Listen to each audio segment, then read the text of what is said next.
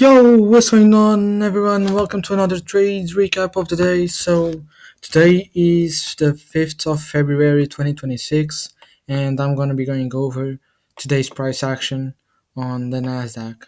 So, coming into the morning, I had a very bearish bias. We can see that we have been bearish all week um, since we still have our daily objective lower, which is weekly objective. I actually tweeted this at the beginning of the week, and I said that after sweeping out these relative equal highs last week inside of this daily bearish gap, we now the next objective would be to come down and take out these and these relative equal lows into this unmitigated bullish gap on the daily time frame. So with that being said, let's go to the lower time frames. So pretty much nothing on the 4 hour. We're just in an overall downtrend. We were actually here before market open. So yeah, just kind of chopping, not really doing much. We already tapped into equilibrium as well. So we had this hourly intermediate high, which I consider to be high resistance.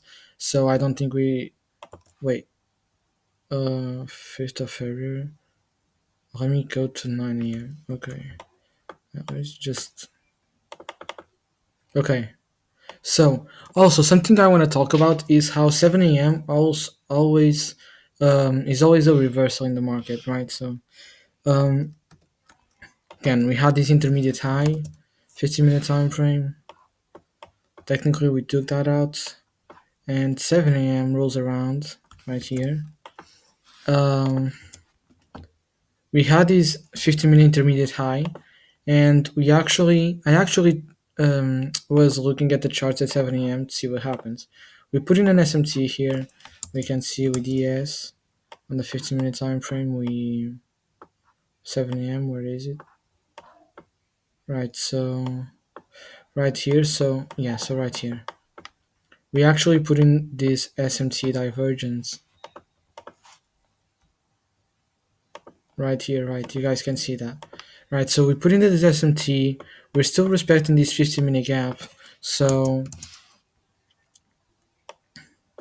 I want to show you guys something. So we had all of these low resistance draws on liquidity generated lower. We had this 15-minute intermediate low, and we had all of these low resistance liquidity to the downside. 7 a.m. opens. It actually opened lower, but then it came higher. And what's the first percentage fair value gap here? This is the first percentage fair value gap, right? First percentage fair value gap. So what actually ended up happening was we came down, we inversed this gap and also this gap down here, and we retraced and we respected perfectly to the tick the top of this fair value gap. So we respected it, and then we got a huge expansion lower, right? So 7 a.m. is something that is very interesting, and is something that I'm going to start paying more attention. Um, and also pay attention to that first presented fair value gap. It is a very good time in the market, and that's literally when we got this huge expansion. So coming into the morning, we had a bearish bias, and what I wanted to see was I wanted to see this hourly fair value gap get hit. I wanted to for us to tap into here hourly to then take shorts down to these. Wait, let me look at the daily time frame again. Right, so oh well, the weekly objective I actually said it was the weekly objective. It wasn't these.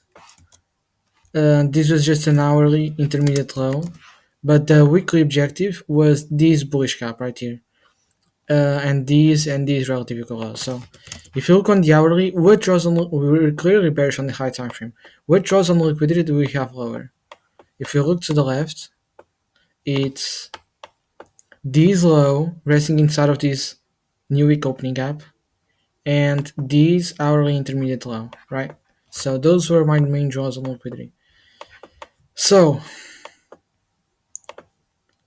we are right here. You have that daily gap, fits hourly gap. What I wanted to see was a manipulation higher to then catch some shorts. So let's see, 9:30 is right here. Right, so we open. I had this 5 minute gap marked as my condition as well. We right, so I'm not even gonna mark that out and don't need to, but had this 5 minute gap. We took out this low and we inversed this 5 minute gap. The reason why I didn't went long here was because I had a bearish bias and because we had very relative equal lows now, right down there. So if you look at the 1 minute time frame, we have the first presented fair value gap right here. We clearly inversed that, and then we have this gap and we clearly respect it and keep going higher. So yeah, I wanted to see us retracing and hitting the hourly gap. So right here we hit the hourly gap, and even if we got this short, even if you got this short like this, first of all, what we have to. So I saw a lot of people wanting to take this short, but I wouldn't take this short because first of all we have two gaps, we don't have a clear manipulation leg, we have a equal highs right at your stop loss, even though we tapped into the 15, right? So, and we also had an unfilled 5 minute gap right at your stop loss. So I didn't like this trade. So I waited for more manipulation. Right, so once we took those highs, I wanted to take shorts. Now I wanted to take shorts. And we also had an SMT right here. I can show it with, oh, what? NQ, no, ES1. Right, so on the 1 minute time frame, we had, yeah, so at the time, we can see that right here, we're still below the hourly gap, so we had an SMT, but we were very close to it. So I honestly wanted to see ES take those highs out before us continuing to take before us taking a short. So we see that was when it was 9:50. So let's see. Right, so 9:50 rolls around. We get a resweep of the high. ES goes into the hourly gap. We don't have this SMC anymore. And now I wanted to take shorts because, like, what liquidity is there higher? No one, right? The liquidity is resting below us. So I wanted to take shorts here. And we almost got this CIST here, which was the only entry considering we didn't have any gap. But by the time we had it, like, we didn't get it here. Yeah, by the time we had it, we were almost inside the 5 minute gap, right? So um, to take it, I mean, honestly, I could have taken, but it would have to be a very quick break even. So I mean, yeah, I just didn't take it. And what I ended up taking was, so we had these equal highs there. I can delete these. These I don't know what it is, so I can delete these as well. So this was a 15 minute gap and an hourly, which was where we were delivering from. And then we had this 5 minute inversion to the downside, right? So I took this short right here, break even was right there. We can put actually 5/15 minute, 5 minute slash 15 minute slash 1 hour FEG. Right. So that's where we were delivering off of. Then we got this beautiful inversion fair value gap, and we had this clear draw, which was the hourly low resting inside of the new week opening gap. So I took this short, little one to one, break even, where this intermediate low, and I mean it was a banger. I actually ended up going break even earlier because ES took that low out, but we can see that it was a banger of a trade, right? So that was the trade from today.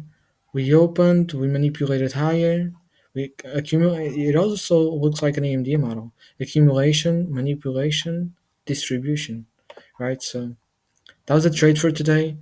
Executions, I'll show them. I took these on MNQ, so I actually need to log in my account. So let me just log into my account and I'll show you in 1 second.